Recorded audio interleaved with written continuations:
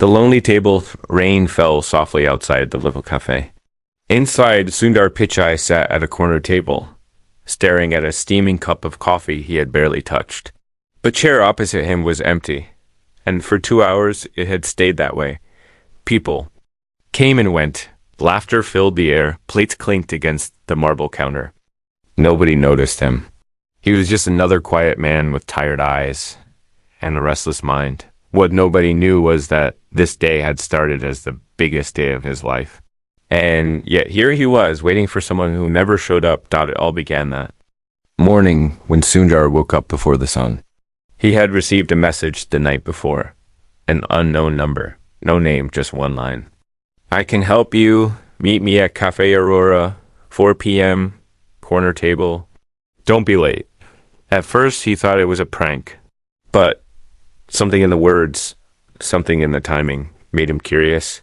He had been struggling quietly for months, at work, at home, inside himself. He wore a polite smile every day, but carried doubts heavy as stones. He had been mocked for his accent at meetings, dismissed in boardrooms, ignored in conversations. He had begun to wonder if he even belonged in Silicon Valley. And then came the message. So here he was at the cafe. 4 o'clock came. 5 o'clock passed. 6 o'clock ticked closer. He kept telling himself, just 5 more minutes. Every time the door opened, his heart jumped. But every time it was someone else. A mother with a baby, a pair of teenagers, an old man with a cane. Not the person who had written to him. He glanced at his phone again. No new messages. He sighed, pushed the coffee away, and leaned back. Just then, a waitress came over. Excuse me, sir, she said softly. Are you waiting for someone? Sundar nodded. She smiled faintly. Would you like another coffee while you wait? He shook his head, but when she turned to go, she hesitated. Then she leaned closer and whispered, just so you know, someone was here earlier. A woman. She sat at this table for a while. She left this for you.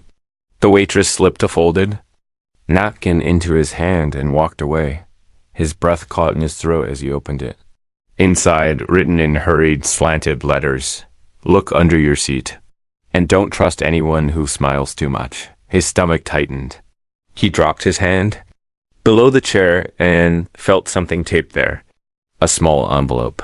He pulled it out and opened it slowly. Inside were 3 things. A key. A torn photograph of himself as a young boy. A photo he didn't even know existed. And a note that said simply, if you want answers, go home. Now. He stared at the photo in shock.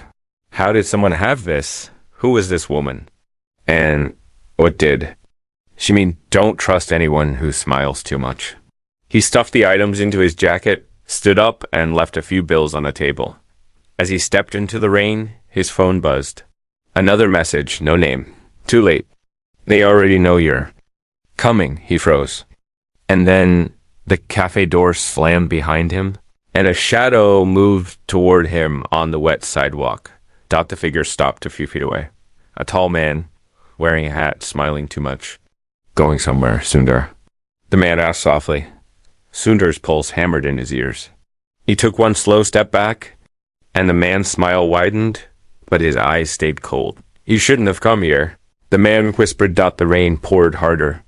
Sundar clutched the key in his pocket, staring at the man. He had a choice to make now, run or stay, and somewhere deep inside, he already knew. This was just the beginning. Asterisk. The chassis, the man's smile, lingered in the rain like a knife made of light. Sundar's breath came in short bursts as he stepped backward into the dark street, his shoes slipping slightly on the wet stones.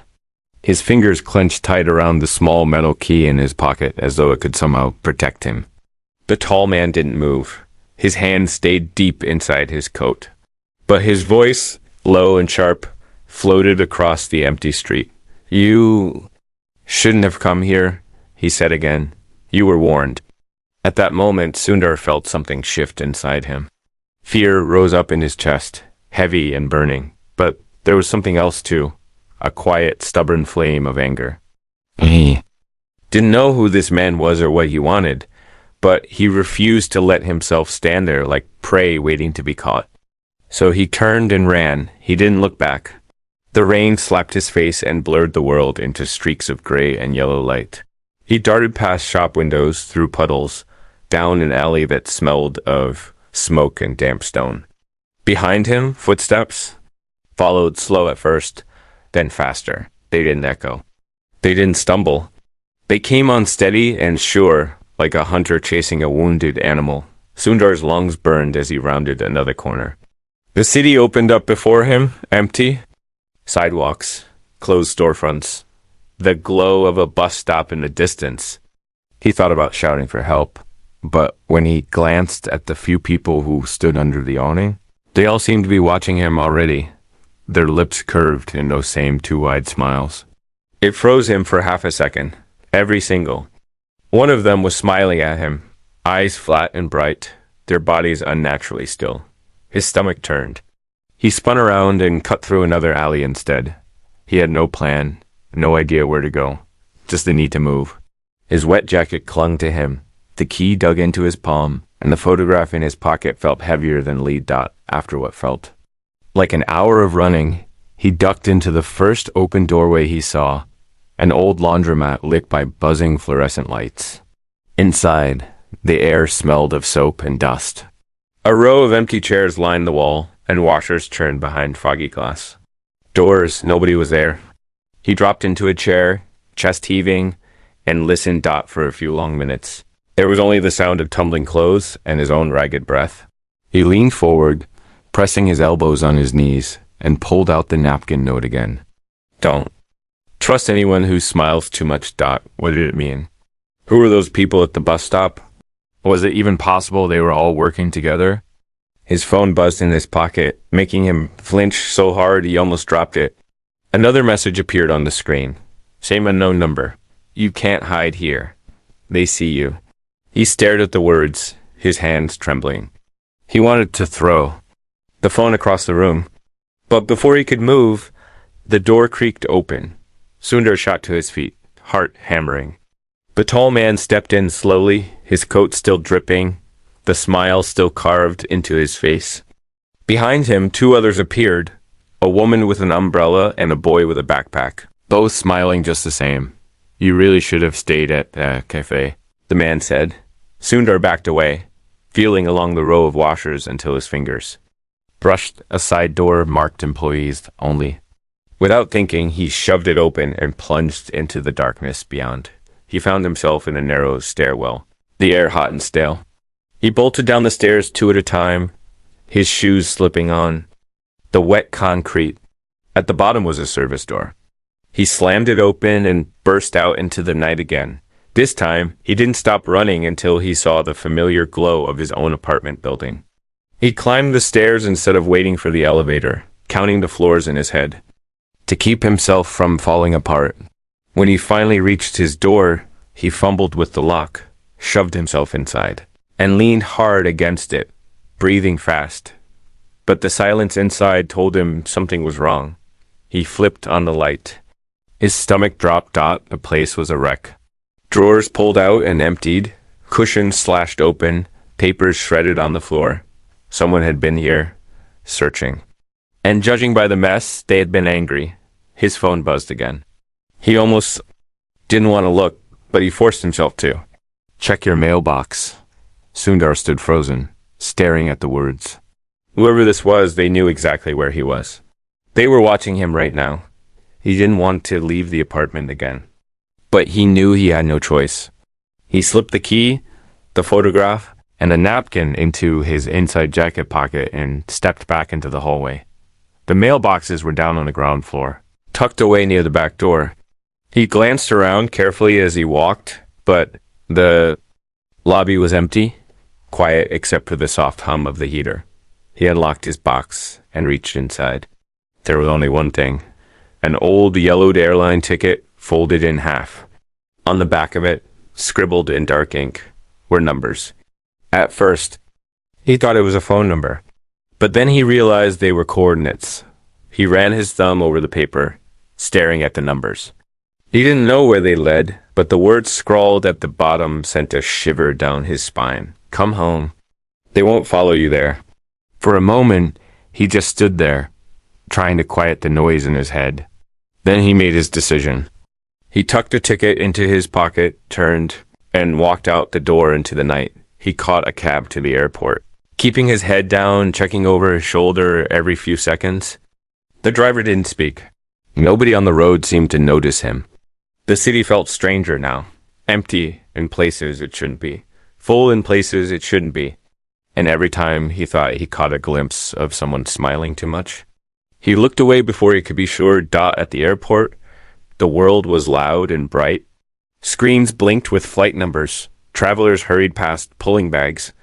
Announcements echoed through the wide space. For a moment, Sundar felt invisible again. Just another face in the crowd. He went to the ticket counter and handed over the crumpled slip of paper. The woman behind the counter scanned it and smiled politely. "Oh," she said, typing something into her computer. "It looks like you already checked in, sir." Sundar blinked. "I already checked in?" he asked Dot. She nodded. "Yes, sir. About 20 minutes ago. Gate 17. Here's your boarding pass." She handed him a printed slip. His fingers felt cold as he took it. Someone using his name, had already gone ahead of him. He walked slowly toward the gate, the boarding pass trembling in his hand. His mind raced. Was this a trap? A warning? Or was someone trying to keep him from finding out the truth? At gate 17, the crowd was thinning. The last passengers were boarding. He forced himself to keep moving, his feet heavy, his heart pounding.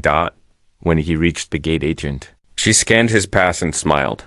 "Welcome back, Mr. Pichai," she said. He stepped down the jetway, feeling the walls close in around him. Halfway down, he slowed and stopped entirely. Ahead of him, just before the door to the plane, stood a man with his back to him.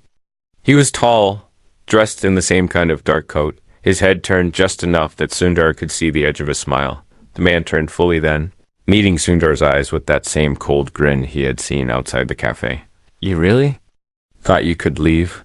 the man murmured, almost too soft to hear over the noise of the engines. Sundar's mouth went dry. He turned around, but the jetway behind him was empty now. The gate door already closed. He was trapped. The man stepped closer and closer, and then leaned in, his breath warm against Sundar's ear. "We've been waiting for you," he whispered. The hidden room when Sundar woke. Everything was quiet, too quiet. He opened his eyes slowly, blinking against the harsh white light above him. For a moment, he didn't know where he was. The air smelled faintly of chemicals, and the floor beneath him was hard and cold. His head throbbed with a deep, dull pain, and his mouth was dry. He tried to sit up, but his arms felt heavy, as if he had been underwater for hours. He was lying on a narrow cot in what looked like a storage room. The walls were bare concrete, and shelves lined one side of the room, stacked with boxes and dusty tools. There were no windows, only a single metal door with no handle on his side.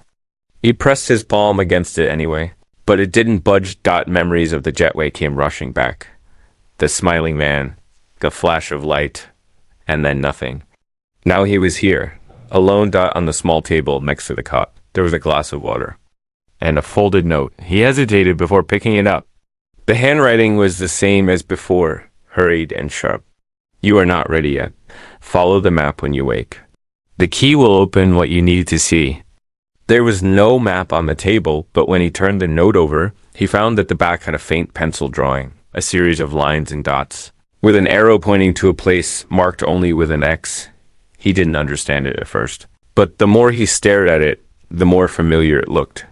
It reminded him of a village he had visited once as a child in India, a place his mother had taken him after his father's funeral. His throat tightened at the thought of his father. He hadn't thought about that trip in years. They had stayed in a quiet village surrounded by hills, with narrow streets and stone houses. An old woman there had held his face in her hands and said something in a language he didn't understand. His mother had cried afterward, but she never explained why. Sundar sat back on the cot. The note still in his hand, the memory heavy on his chest. Was that what this was about? The photograph, the key, the smiling man, was it all connected? To his father? Hours later, he didn't know how many, only that the light above him never changed. The door clicked and swung open. A man in a black uniform stepped inside and set down a small paper bag on the table without speaking. Then he left, locking the door behind him. Inside the bag was a passport, a plane ticket, and a bundle of cash. The ticket was for a flight to India, departing that same night. He stared at it for a long time, then tucked everything into his jacket. When the door opened again, he didn't wait for permission. He stood, his legs unsteady, but his resolve firm, and walked past the guard into the dim hallway. The flight felt like a blur. Hours of sitting in silence. The roar of engines, the endless black of the sky outside the window. He didn't eat, didn't sleep. His hand stayed clenched in his lap the entire time. The key cold in his pocket. When the plane touched down in India, the morning sun painted the horizon gold. He stepped off the plane into a wave of hot air, thick with the scent of earth and spice. For the first time since this began, he felt a strange calm settle over him. He was closer now to whatever he was meant to find. At the edge of the airport, a man with a weathered face and kind eyes held up a small sign with Sundar's name on it.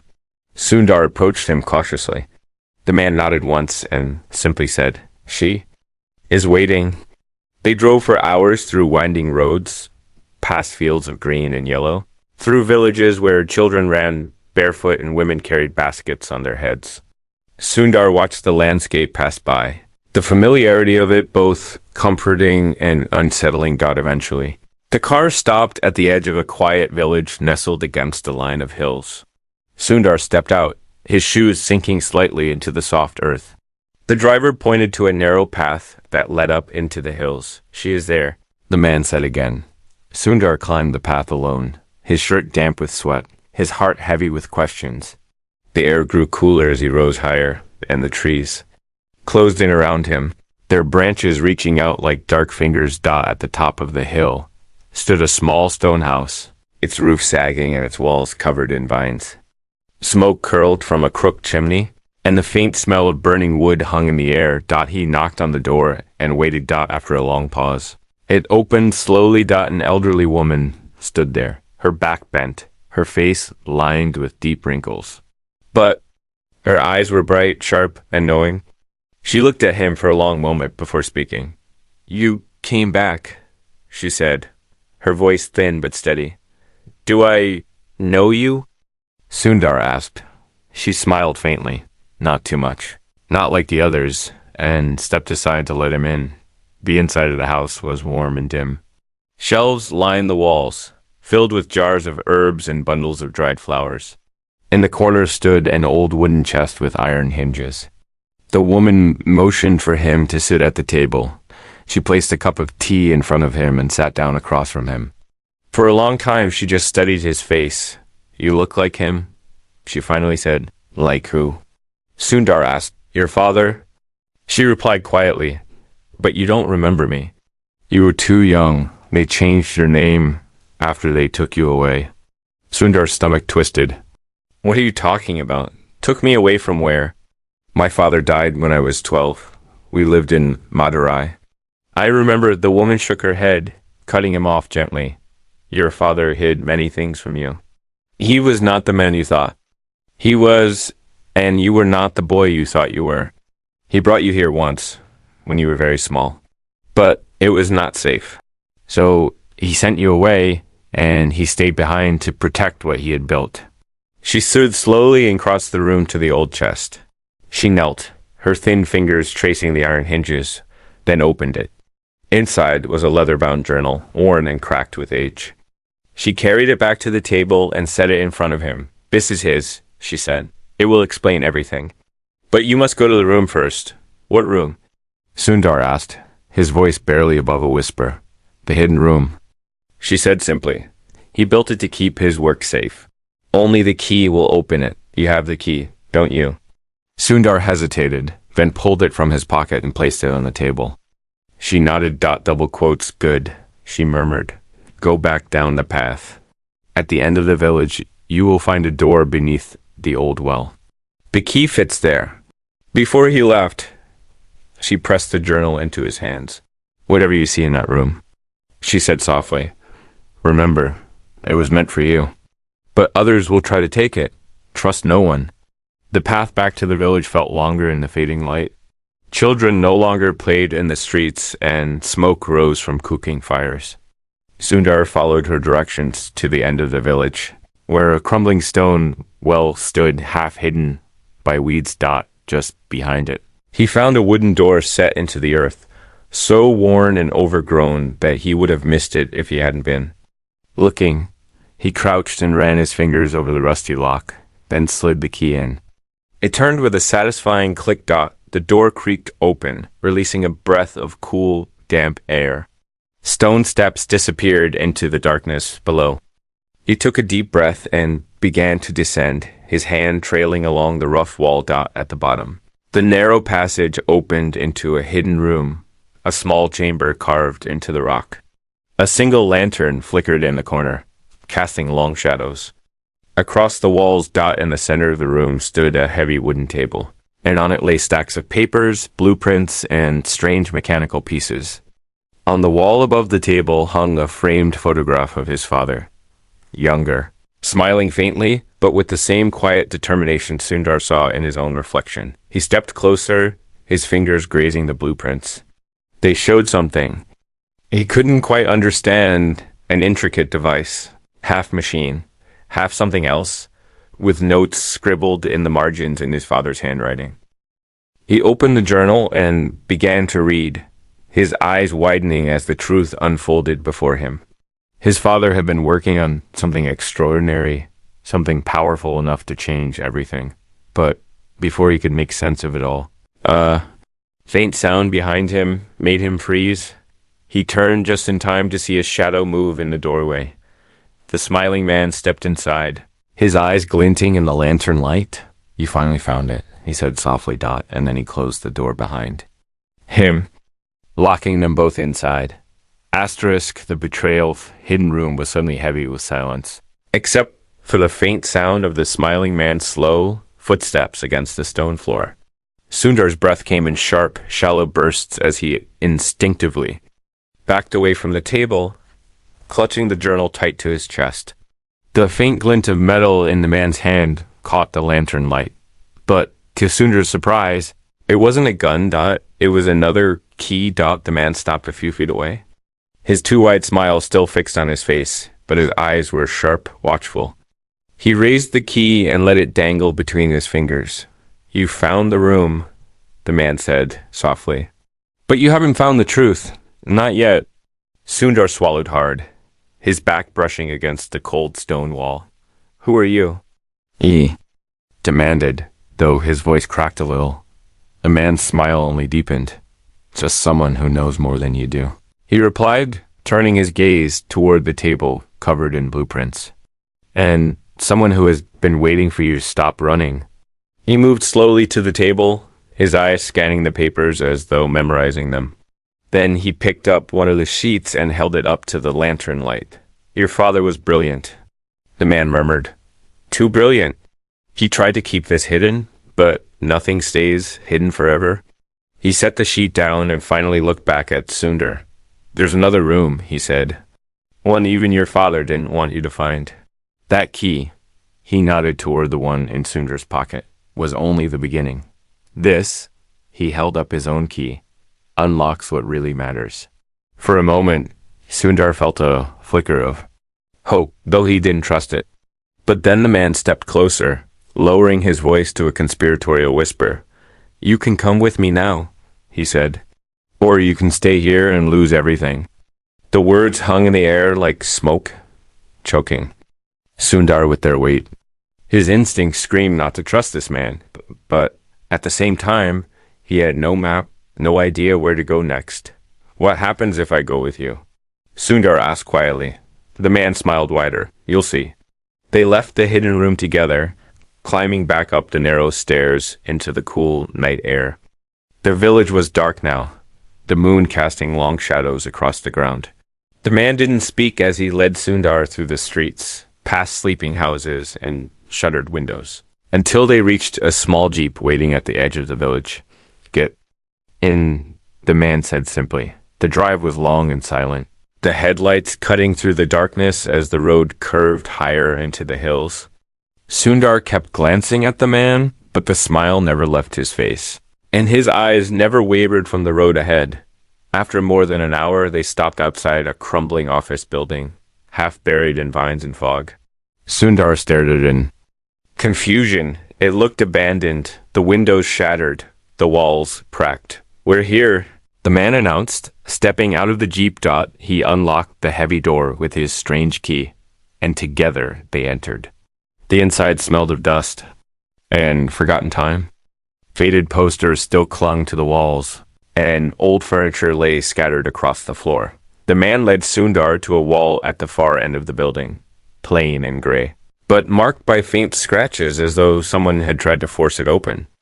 Before, the man slid his key into a nearly invisible slot, and with a low grinding sound, the wall began to shift, revealing a narrow passage lit by a single weak bulb. "Go on," the man urged. Sundar stepped through, his heart racing as he entered another hidden room, this one larger and stranger than the first. The air felt colder here, and the walls were covered with blueprints and photographs, some of them showing devices even more complex than the one in his father's journal. In the center of the room stood a heavy steel box, its surface engraved with symbols Sundar didn't recognize. "This," the man said, gesturing to the box, "is what your father was really hiding, what he gave up everything to protect, and now it's yours." Sundar stared at it, unsure whether to reach out or step back. "What is it?" he asked. The man's smile faltered, just slightly. "Something that can change everything," he said after a pause before Sundar could ask more. Another figure appeared at the far end of the room, a young woman in a dark jacket, her face tense but familiar. Sundar recognized her immediately. She was the waitress from the café, the one who had slipped him the napkin. "Don't touch it," she said firmly, stepping closer. The man's smile froze in place, though his eyes hardened. "You," he muttered, his voice colder now. "I should have known." "He doesn't know what he's doing," the woman snapped. She turned to Sundar, her eyes sharp and serious. "You need to leave now." Sundar looked between them, confusion and panic rising in his chest. "Why?" He asked her. She gave him a hard look. "Because everything he's told you is a lie," she said. The words hit Sundar like a punch. He glanced at the man, who still wore that faint, unsettling smile, though his hand now rested near his pocket, as if ready for something. "He's using you," the woman continued. "He wants what's in that box for himself. Your father built it to help people, but in the wrong hands." She didn't finish the sentence. She didn't need to. The man stepped closer to Sundar, his tone calm but icy. "Don't listen to her," he said softly. "She's been trying to stop this for years. Your father chose you, not her. This is your legacy." Sundar's head spun. His father, the smiling man, the woman, the box. Every part of him screamed to leave, but at the same time he felt rooted to the spot, unable to move. "You need to decide," the man said quietly. "Don't trust him," the woman warned again. Then, without warning, the smiling man lunged. He grabbed Sundar by the wrist and dragged him toward the box, his other hand pulling something from his coat, not a key this time, but a long, thin blade that gleamed in the dim light. The woman moved fast, striking the man across the arm and sending the blade clattering to the floor. She shoved Sundar backward. "Run!" she shouted. But before he could move, a hidden door at the back of the room swung open. Sundar stumbled through it in blind panic, the woman following close behind. They found themselves in another passage, darker and narrower than before, the sound of the man's footsteps and laughter echoing behind them. "Keep going," the woman urged, her voice tight with urgency. They ran through the twisting corridor until they burst into yet another room, this one smaller, Lined with shelves of dusty books and strange mechanical parts. In the center of the room stood a single wooden chair, and behind it, a huge wall of screens flickering faintly with static. On the chair sat a figure, motionless, a hood pulled over its head. Sundar froze. The woman's breath caught in her throat. No. She whispered. She slowly stepped forward and reached for the hood, pulling it back with trembling hands. Sundar's knees went weak when he saw the face. It was his father. Or at least someone who looked exactly like him. Older now. His skin pale, his eyes closed, but unmistakably him. Sundar stumbled backward, his voice breaking. That's impossible, he murmured. But the man's eyes fluttered open, just slightly, and his lips parted, forming one word in a hoarse whisper. Run. Asterisk the truth. Sound of the smiling man's footsteps in the passage. Behind him grew louder, steady, and unhurried, like he already knew Sundar had nowhere left to run. The dark room was thick with tension and silence, broken only by the faint hiss of static from the screens and the shallow breathing of the man tied to the chair. Sundar's father, or the man who wore his face. The woman was the first to move. Her hands shook as she touched the man's shoulder, her face a mixture of fear and something almost like grief. We don't have time, she whispered, her voice tight. We have to wake him properly. Sundar stared at her, his body frozen, his mind a storm of questions. What? What do you mean, wake him? He managed to say, though his words felt hollow in the heavy air. She shot him a quick, sharp look. He isn't dead. Not yet. They've kept him like this for years. Drugged, trapped in this place, waiting. Everything your father tried to do, everything he built, was to stop this from happening. And now they want you to finish what you refused to. Her words tumbled over him, but they only left him more confused. But he died, Sundar said, his own voice trembling. When I was 12. I saw his body. I went to the funeral. The woman shook her head bitterly. You saw what they wanted you to see. She murmured. She moved quickly to the wall of screens and flipped a switch. The screens flickered and cleared, revealing grainy video footage. His father, younger but unmistakable, standing in this very room, speaking into the camera. Sundar's breath caught as his father's voice, steady, calm, but heavy with urgency, filled the space. If you're seeing this, then they have failed to stop you. This room, this chair, this machine, it was never meant to fall into their hands. I did everything I could to hide it. I even gave up my own name, my own life, to keep you safe. Son, you were never supposed to find me. But if you did, if you followed the clues, then you must finish what I started, and you must destroy it before they do. Sundar's knees buckled, and he grabbed the edge of the table to steady himself. The man in the chair, his father, stirred faintly at the sound of his own recorded voice. The woman was already at the chair, her fingers working at the ropes that bound him. We have to move, she hissed. He won't stay asleep much longer, and neither will they. Just then, the heavy door behind them groaned open. The smiling man stepped into the room, his face lit by the glow of the screens. But this time, his smile was gone. His eyes were hard, and his lips pressed into a thin, cruel line. Enough, he said quietly. He stepped forward, his footsteps echoing across the floor. You were never meant to find this place. He continued, his voice lower now, almost tender. But you were clever, stubborn, just like him. He tilted his head toward the man in the chair. What do you want? Sundar demanded, though his voice cracked. The man chuckled softly. But it was a bitter sound. The same thing your father wanted, he said, but without all the self-righteous guilt.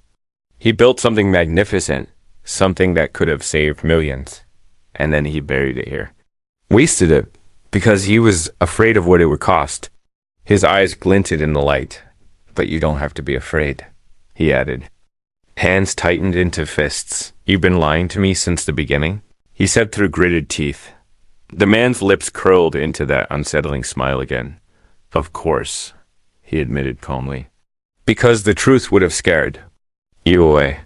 He turned his gaze to the steel box in the center of the room. The same box Sundar had seen in the earlier chamber. Everything your father discovered? The man said softly, almost reverently. Everything he hid. It's all in there. Blueprints, schematics, designed for a machine that can rewrite the rules of biology itself. End disease. Reshape memory. Rebuild the human body from the ground up. A gift. A curse. A choice. Sundar felt the weight of the room pressed down on him, the words sinking into his chest like stones. His father, the man he thought he had buried, opened his eyes fully now, staring at Sundar through the dim light. His lips moved, forming a single hoarse word. Don't. The woman turned towards Sundar, her face pale but steady. He's right, she said. Your father gave everything to keep that box out of their hands. If you open it now, you undo all of it. You give them the power they've been chasing for decades. The smiling man laughed quietly, shaking his head. Listen to them, he said with mock sadness. Still clinging to fear. Still clinging to the past. But you're not like them. You can finish this. You can be more than he ever dared to be. He stepped closer, his hand resting lightly on the box. All you have to do, he murmured, is turn the key. Sundar's mind raced. Every breath felt heavier than the last. The room seemed to shrink around him. The woman's pleading eyes, his father's broken body, the smiling man's quiet confidence, the humming box in the center of it all, and suddenly everything was quiet. No more footsteps. No more static. Just the faint drum of his own heartbeat in his ears. He stepped forward, almost in a trance until he stood over the box. He could feel all three of them watching him. Waiting, his hand hovered over the keyhole. He could hear his father's voice, faint but desperate. Don't. But he could also hear the smiling man's whisper, sharp and alluring. You were meant for this. The woman stood back now, her face unreadable. As though she already knew what he would do, he closed his eyes and wrapped his fingers around the key in his pocket, and then, just as he slid it into the lock, the room plunged into sudden darkness. A deafening crack echoed off the stone walls, and a brilliant white light flared in the corner. Sundar spun around in shock and saw the woman, holding something in her hands, her face twisted with determination. I'm sorry, she said quietly, almost to herself, before Sundar could speak. She pressed the device in her hands, and the ground beneath them shuddered violently. A hidden door behind the screens flew open, revealing another passage bathed in blinding light, and in the chaos, in the noise and the tremor, his father's voice cut through everything, louder than he thought possible, full of both rage and sorrow. Run. The choice of the room was shaking now, stones in the walls cracking, dust raining from the ceiling. The light from the hidden passage behind the screen spilling over everything like fire. Sundar's lungs burned with the thick air, his hand still, clutching the key so tightly it cut into his palm. But none of it mattered, because in the doorway stood the smiling man, no longer smiling, blocking his way out. The glow from his hands was faint, but unmistakable, an unnatural blue light that seemed to pulse and hiss like something alive. His eyes, once sharp and mocking, were now dark and furious. You don't understand what you're walking away from? The man said quietly, though his voice was no longer calm. It cracked around the edges, full of something deeper, something desperate. Behind Sundar, the woman crouched next to his father, who still sat slumped in the chair, his breath ragged. She kept her eyes on Sundar, her voice low but clear. Don't listen to him, she said. You don't owe him anything. You don't even owe your father anything. You only owe yourself the truth. The man's lip curled into something close. To a sneer? Truth? He repeated, almost laughing.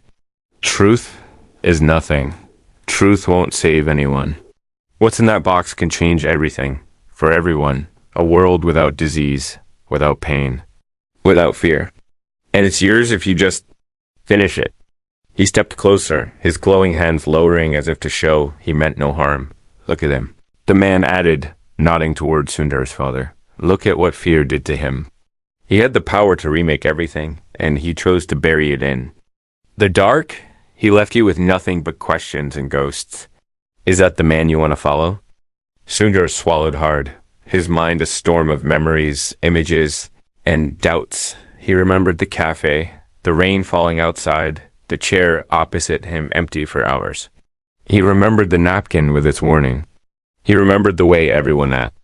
The bus stop had smiled at him. He remembered the old woman in the hills, calling him by a name he didn't recognize. He remembered his father's voice on the recording. Destroy it before they do. The woman's voice cut through his thoughts, soft but sharp. Your father didn't bury it because he was afraid, she said.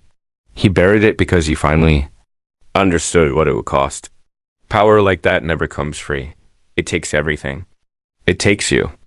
The man's eyes narrowed at her words, and his hands flared brighter. She doesn't know what she's saying, he snapped. Sundar's legs felt heavy, his chest tight, his heart hammering so loud he thought it might crack the walls around him. He turned slowly back toward the steel box in the center of the room. It seemed to hum now, faintly, as though it was alive, waiting for him. He stepped closer, his fingers brushing the cold surface. He could feel all of them watching him. The man, the woman, his father. But in this moment, they all seemed very far away. In this moment, it was just him in the box. He could see himself reflected faintly in the steel. A boy who had grown into a man, who had spent his life trying to prove he belonged, who had chased success and respect and approval until he didn't even recognize his own face anymore. Was this what he had been chasing all along? A chance to finally matter? A chance to finally feel enough?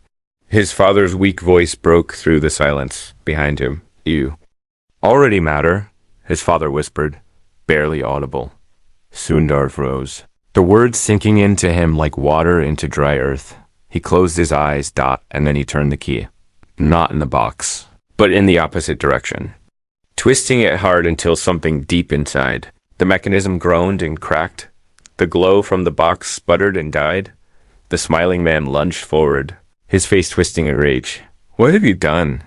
He roared, but before he could reach Sundar, the woman moved faster. She grabbed his arm, yanking him back, and slammed him into the wall with a strength Sundar didn't know she had. The ground shook harder now, the wall splitting as a low, deafening roar filled the room.